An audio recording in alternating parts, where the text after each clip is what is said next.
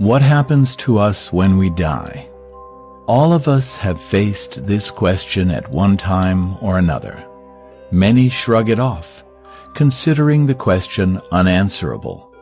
The Vedic literature answers this profound question by outlining broad principles that shape the soul's journey after the body dies. It consists of 3 successive stages.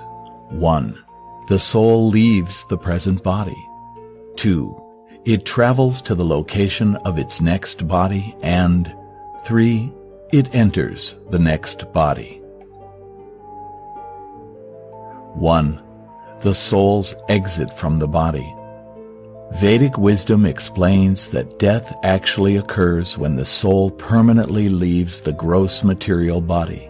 At the time of death, the soul normally exits from one of the 9 holes in the body, which the Vedas refer to as the 9 gates: the 2 eyes, the 2 ears, the 2 nostrils, the mouth, and the 2 excretory organs. The Brihadaranyaka Upanishad 4.4.1-2 describes the soul's departure. At the time of death, the area of his heart becomes lit, and by that light, the soul departs either through the eye, the head, or through other apertures of the body.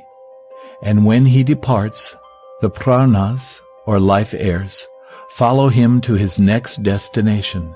His knowledge and his deeds follow him, as does his previous wisdom, if not specific details of his former life.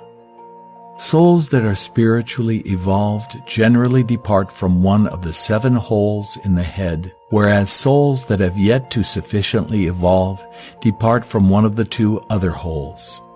The point through which a soul departs indicates its next destination.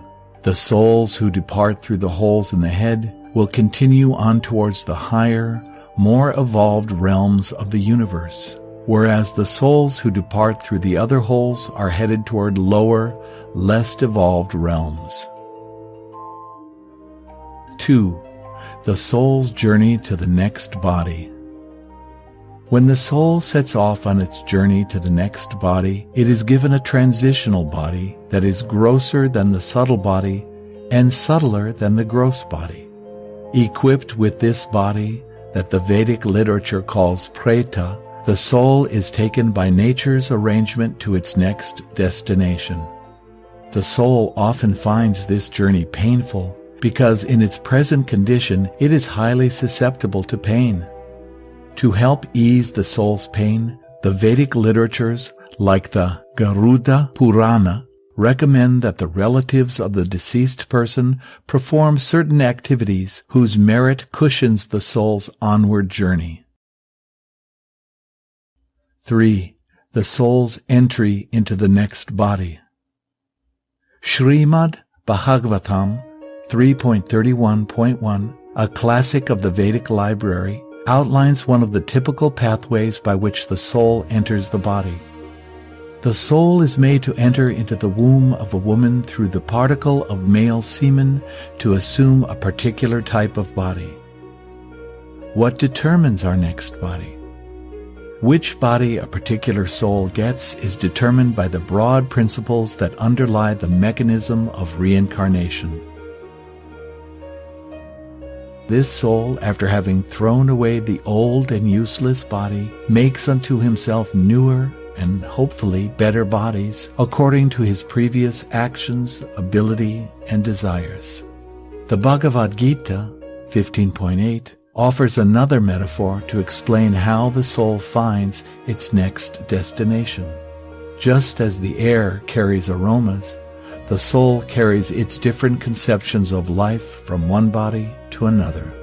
And as we've already heard from the Bhagavad Gita 2.22, the body is like a piece of clothing for the soul. Reincarnation is therefore something like taking off an old suit and putting on a new one. Just as what suit we wear is usually determined by our taste and our budget, the soul's new suit is determined by its desires, its attachments, and the karma it has acquired.